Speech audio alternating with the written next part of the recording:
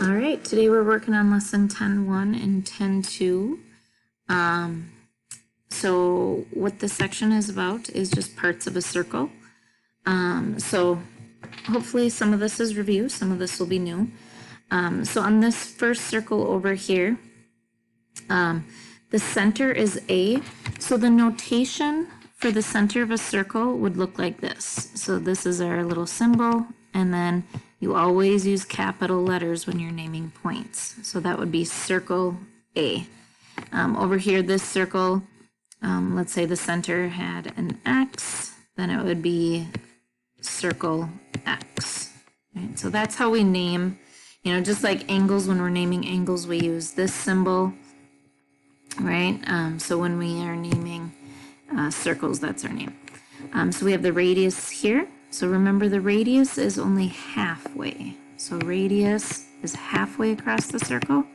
And I always think that that's the shorter word, right? Diameter is the longer word. So the diameter goes all the way across. And there's an example of diameter down here in this one. And then radius over here in this one is just half. So all the way across. All right. So down here in this example here, we have some lines called a secant line. I guess in the last couple of years we haven't been able to get to talking about secants. You'll talk more about those if you get to pre-calculus. Now we also have chords. So this piece right here is a chord. And we'll talk more about that next section, but I do want you to know what a chord is. So a secant line continues forever and ever, and it just passes kind of through the circle. But a chord is inside the circle. The end points are on the edge of the circle, okay? So if I drew this, right, is that a chord? No, because the endpoints are not on the edge of the circle, okay? If I drew in a radius, so if I drew in a radius right here, would that be a chord? No, because again, this endpoint right here, this point is not touching the edge of the circle. So a radius is not a chord, okay? All right. Is a diameter a chord? Yes, right? Because the endpoints of our diameter are on the edge of the circle. So a diameter is a chord, but is this chord a diameter? No. So sometimes the chord can be a diameter, but a diameter does not have to be a chord. Then this point of tangency down here and line, the tangent line, we will do more with that next time as well. Okay? All right, another vocabulary here would be a central angle. So noticing here we have this angle, this is the center of our circle, and so this radius and this radius are creating an obtuse angle there, okay? Now when we draw that angle, it cuts off what we call an arc. So from this end of the radius, and if we go around the edge of the circle, to this radius, that's going to be an arc, okay? And if this central angle was, let's say it's, it's obtuse, right? So let's say it's 120 degrees. Then we would say the measure of this arc is also 120 degrees. So central angles and their arcs, their corresponding arcs, are congruent. So they are equal, it says down here, equal to the arc. All right, now let's just talk about this real quick too. If this central angle is 120, then this central angle over here would have to be 240, right? Because we know that the degrees that it would take to do a full circle would be a 360. So if that is 240, then its corresponding arc would also be 240, okay? All right. So there are different types of arcs. One is called a minor arc. We have a semicircle and a major arc. So a minor arc is an arc that is less than half the circle. So if I go like this, okay, is that a minor arc? Yes, it's less than half the circle. I could keep going. Okay. Is that less than half the circle? I think so, but we might just want to put it like right there. Okay, so less than half the circle. A semicircle is obviously half the circle. I think that's one that we would know. So in order to get exactly half, what we would need to do is have a diameter drawn in. So if this is my diameter, then the semicircle would be the arc that is created by the endpoints of our diameter. So we're going to start here. So this would be our semicircle. And I could have went that way, or I could have went down on the bottom as well. So down here would be a semicircle as well. Okay. A major arc is more than half the circle. So if I start right here, right? Some kids get a little confused with major and minor because if I drew the central angle here, they're like, ooh, that's a big fat angle. Yeah, it's an obtuse angle. Okay. But is that green arc more than half the circle? No. All right, so we would have to keep going. Right? So if I imagine here the diameter would come down here, I need to go beyond that. So like over here, that would be a major arc. Okay?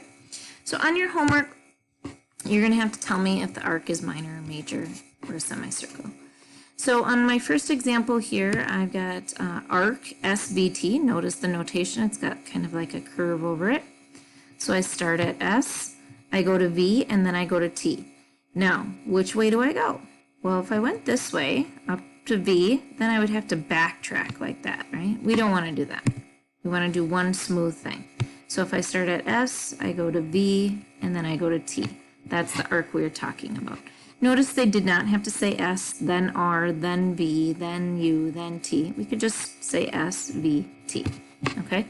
And is that more than half the circle, less than half the circle, or half the circle? It's more, so that would be major. All right, arc S to T. So here's S. Now, a good question on this one is, and here, maybe I should... Okay, so on this one, I want S to T, okay? So the question is which way do I go? So do I go this way and have that arc, or should I go this way and have that arc? Okay, well, if I only have named it with 2 letters, okay, if I only have 2 letters, then I have to do the shorter arc. So that would entail it being a minor arc, this minor arc right here. Oops. Okay.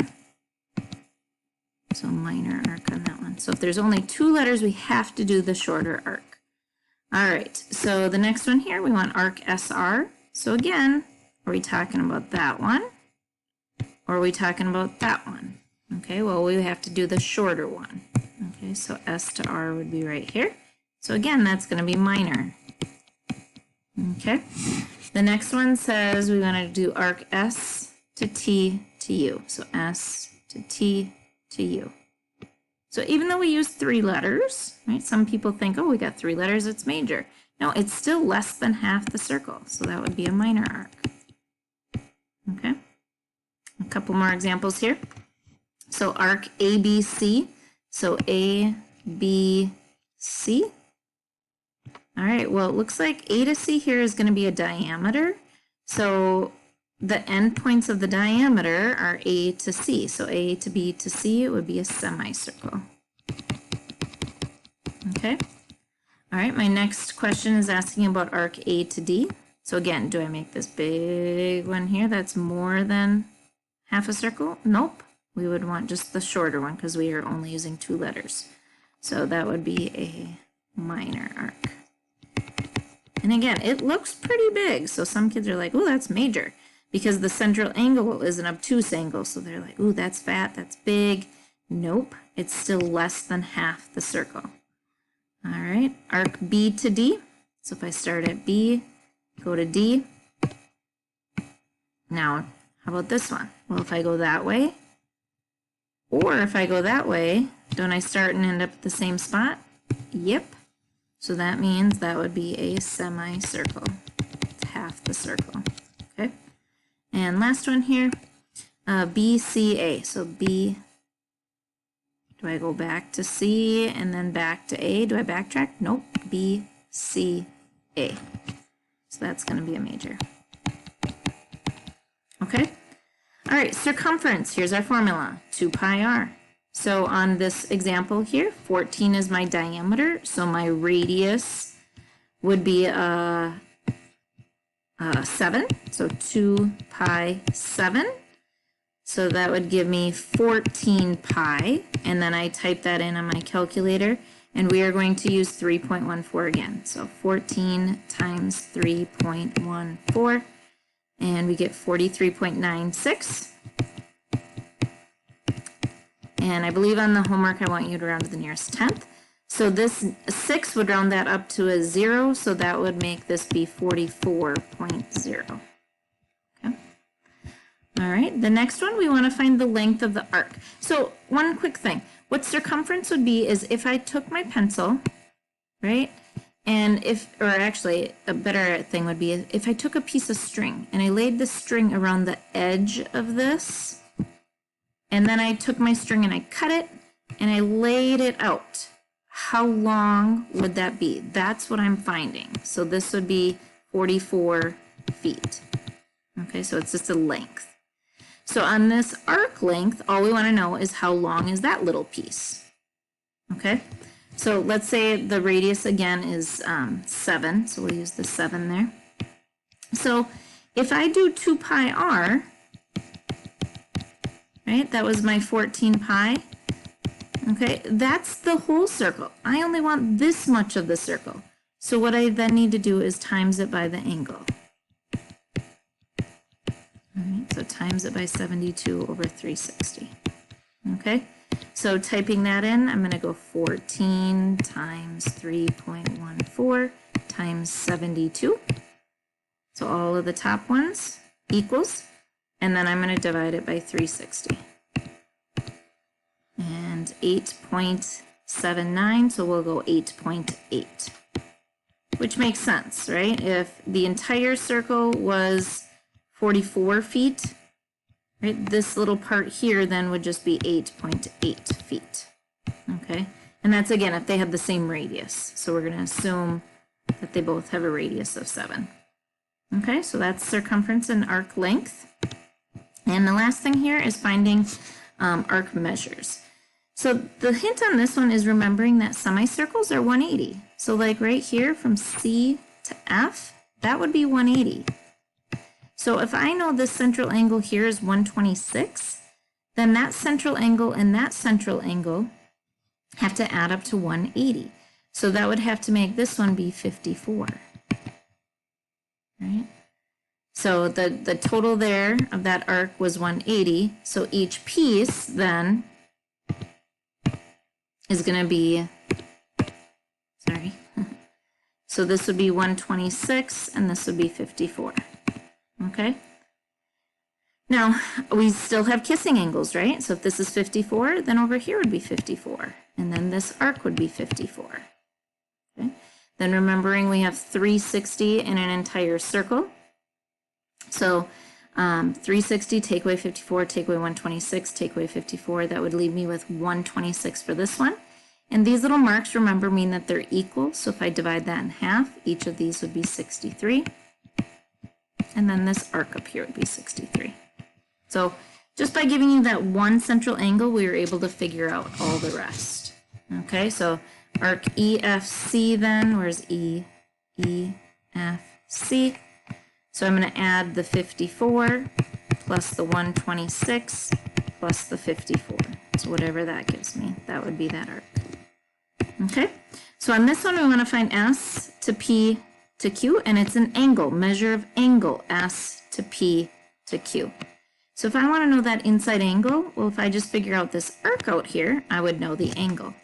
Okay, so 360 is the whole circle. I've already used 60, I've already used 154, and I've already used 86. So 360 was the full circle. I've already used 60, 154,